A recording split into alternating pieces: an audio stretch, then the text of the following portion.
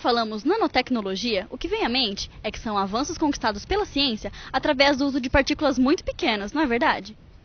Mas, quando o assunto é medicina e novos medicamentos, como os avanços conquistados pela nanotecnologia podem ajudar? O físico Walter Zuccoloto, coordenador do grupo de biofísica do Instituto de Física da USP de São Carlos, vai contar pra gente um pouco das pesquisas que realiza na área da medicina, utilizando a nanotecnologia. Ele trabalha com a nanomedicina e agora nós vamos conhecer um pouco mais deste trabalho no De Cara com Feras, que começa agora.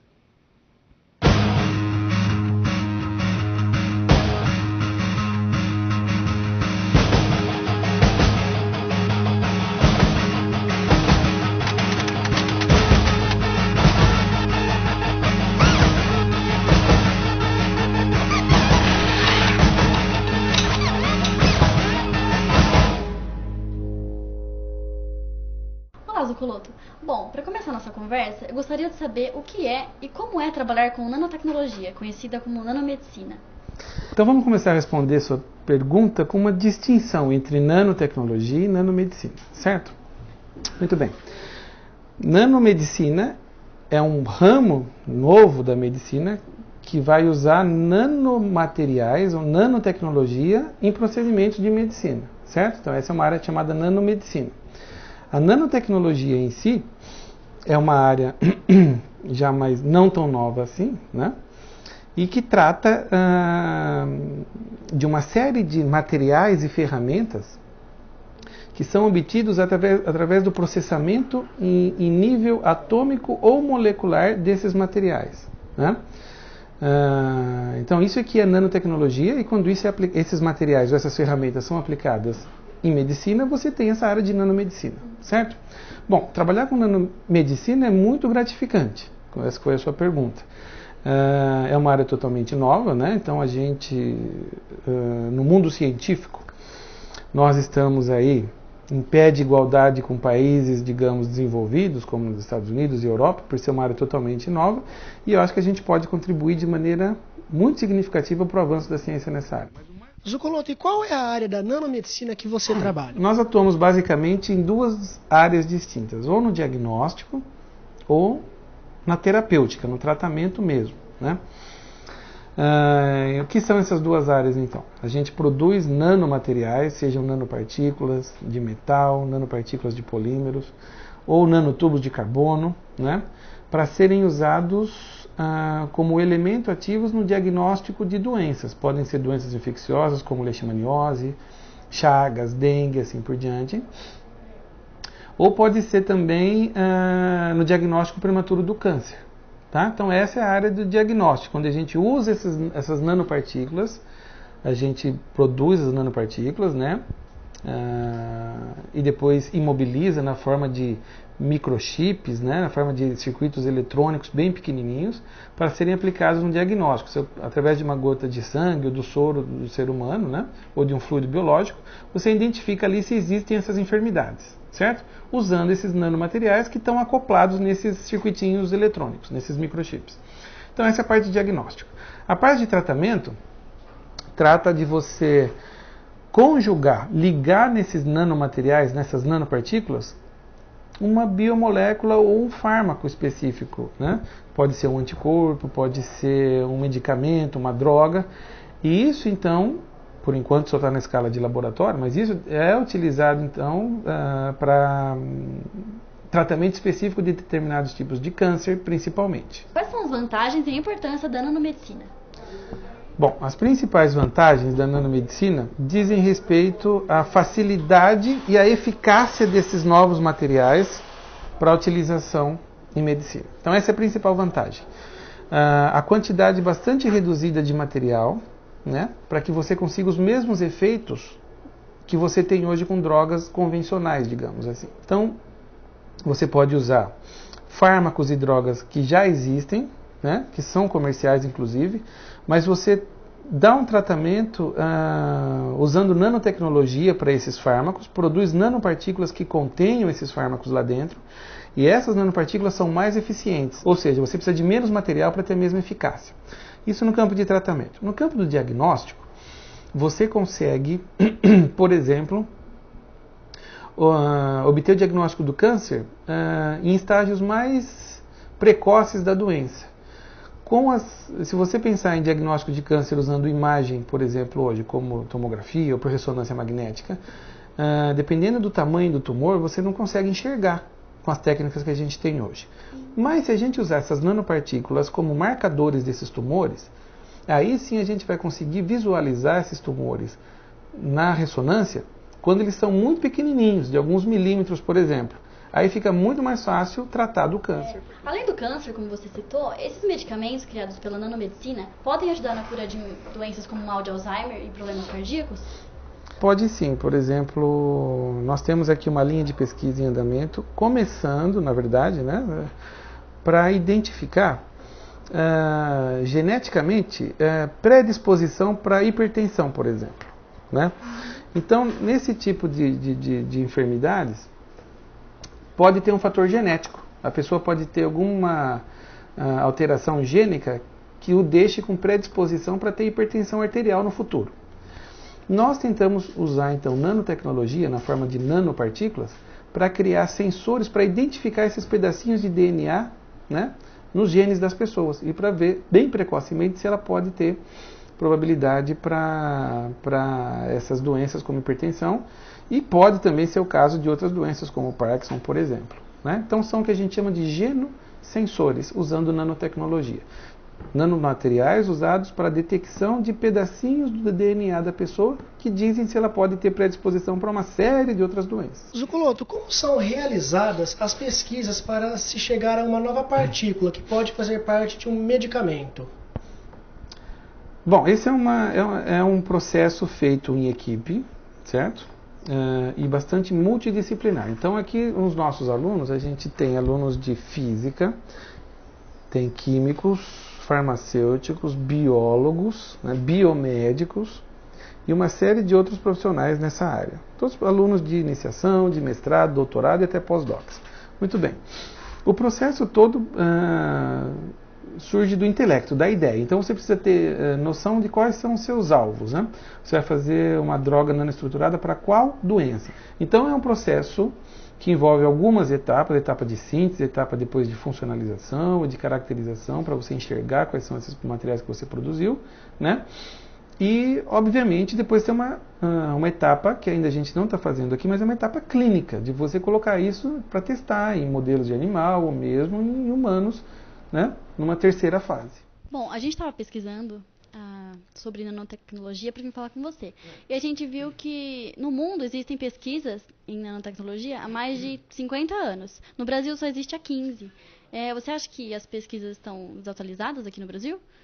Eu acho que não. A gente tem que fazer uma distinção. O conceito de nanotecnologia surgiu há mais de 50 anos, então, final da década de 50, por exemplo, inclusive com uma ajuda bastante grande de um pesquisador, que foi o Richard Feynman, né, que foi o primeiro a pensar nessa questão de nanotecnologia e tal, sem embora ter usado esse termo. Então, os conceitos, né, a ideia surgiu há 50 anos atrás, mas na prática, em escala de laboratório, a produção de nanopartículas, de nanotubos, o conhecimento desses materiais não é de 50 anos. Isso é da metade da década de 80 para cá, né? Um pouco mais aí de 20 anos. E eu acho que não. Eu acho que o Brasil, né, diferente de algumas outras áreas ou de outros tempos, ele está em pé de igualdade com as pesquisas no resto do mundo. E falando em igualdade, Zucoloto, o governo brasileiro, ele investe na nanotecnologia comparado assim, aos outros países, então? Investe, tem investido muito. É claro que ainda é pouco em comparação, por exemplo, ao que é investido nos Estados Unidos e na China em nanotecnologia, certo? Então, ainda são números mais modestos, digamos assim, né? Se você comparar com o PIB, por exemplo, são números mais modestos do que desses países mais desenvolvidos. Mas nós temos tido um volume bastante significante de recursos, né, tanto do governo federal quanto estadual, na área de nanotecnologia. As pesquisas estão rendendo bom resultado? Ou ainda existem problemas enfrentados em alguns dos testes com esses medicamentos? Se existem, quais são eles? Bom, então vamos lá. As pesquisas estão rendendo ótimos resultados, graças a Deus, certo? Por isso que a gente consegue trabalhar e fica animado com os resultados. Agora, se parar de existirem problemas, vão parar de ter desafios e a gente não tem mais emprego. No ponto de vista de nanomedicina, especificamente, ainda tem a maioria das linhas de pesquisa, todos esses exemplos que eu citei em diagnóstico, em tratamento de câncer e tal, a maioria disso está na escala ainda de laboratório, ou testes em modelos animais. Isso ainda não tem um grande número de testes em humanos, por exemplo. Essa é uma parte que cabe à medicina, aos médicos fazerem, obviamente, né? E que leva muito tempo. Então isso pode levar anos até você ter um fármaco usando nanotecnologia que já foi testado em todas as instâncias para ver se não faz mal, se não é tóxico, se você pode usar e tudo mais. Uma nova técnica para diagnóstico para ver se aquilo é confiável ou não. Então isso leva anos e é uma parte de um teste clínico. E isso ainda está em andamento. Zucoloto, você acha que o tipo de pesquisa que desenvolve tem o conhecimento geral do público? Infelizmente ainda não, né? Então são ações como essas daqui que a gente espera que ocorram com muita frequência para que chegue ao conhecimento geral do público, né? Mas como toda linha de fronteira em ciência, a nanotecnologia, a nanomedicina é uma linha de fronteira, né? E isso leva um certo tempo até chegar e ser, digamos, digerido pelo público leigo, né? O público que não é cientista, que não está acostumado com os termos, as definições, os jargões e tal da área de nanotecnologia. Então, quanto mais tiver gente interessada em entender o que é nanotecnologia, o que é nanomedicina, transformar numa linguagem que chegue aos jovens, aos leigos, ou seja, aos idosos, né? Mais essas pessoas vão poder participar desse processo todo. Zucoloto, o primeiro remédio desenvolvido no Brasil com a nanotecnologia deve chegar ao mercado quando? Não tenho a mínima ideia. Né? Porque ainda comercialmente disponível na farmácia ou no hospital, nós não temos nada ainda que envolva nanotecnologia para ser usado nos métodos convencionais. O que a gente tem são alguns testes já desses nanomateriais para liberação controlada de fármacos em escala de laboratório, e em alguns já, principalmente contra alguns tipos de tumores da pele, por exemplo, que já são testados em alguns ambulatórios do país. É feita uma pomadinha que lá dentro desse creme tem esses nanomateriais, esses fármacos, se aplica na lesão, né, um câncer de pele, por exemplo, desde que não seja melanoma, qualquer outro tipo de câncer de pele, e aplica uma luz, né, que cura o câncer. Mas isso é feito em laboratório e esses materiais ainda não estão disponíveis. Para estar disponível na prateleira de uma farmácia, de um ambulatório, isso leva muito tempo por causa de certificação, regulamentação, agências de segurança, Anvisa, e tem todo um processo que a indústria farmacêutica já conhece bem. Você tem ideia do custo, mais ou menos, desse medicamento e se vai ter genérico? Não. Não tenho, porque ainda não é uma preocupação, né? Nossa. Então é muito difícil fazer estimativas em relação a custos. O que eu posso dizer é que, desde que você tenha materiais que você precisa de menos dosagem, ou seja, de uma dosagem menor para ter os mesmos efeitos, a tendência é que você barateie o processo, né? Afinal de contas, a gente está aqui tentando pesquisar e obter novos materiais, novos medicamentos, novos sistemas de diagnóstico, com a intenção de beneficiar a todos. Zucoloto, quando eu pesquisei sobre nanomedicina, surgiu o tema bionanorobôs. Tá certa a pronúncia? Tá certo. O que são eles, afinal? Eu nunca vi nenhum por aqui voando, então eu não sei te dizer o que são eles. Bom, a questão toda é a seguinte: tudo que você pesquisa hoje na internet, você vai achar, né? Então a gente tem que tomar muito cuidado com o que é fato, com o que é realidade, e o que tem um pouco de futurologia, ou o que é pior às vezes, de ficção científica mesmo, né? A questão dos bionanorobôs é uma coisa ainda muito visionária, não tem nada de factível nisso hoje ainda. Mas a ideia existe. A ideia é de que você tenha dispositivos nanométricos, né? Então, quando a gente fala em nanotecnologia, a gente fala no mundo nanométrico, essa escala de 1/1000º do metro. São coisas desse tamanho. Então, é uma questão visionária, então, de você ter esses dispositivos capazes de do tamanho mais ou menos de células do sangue e tal, capazes de serem injetados na corrente sanguínea e chegarem até uma célula e, idealmente falando, né, atacarem a célula, liberarem uma substância e tudo mais, tal. Bom, isso é tudo muito lindo, muito poético, mas não existe nada de factível nisso ainda.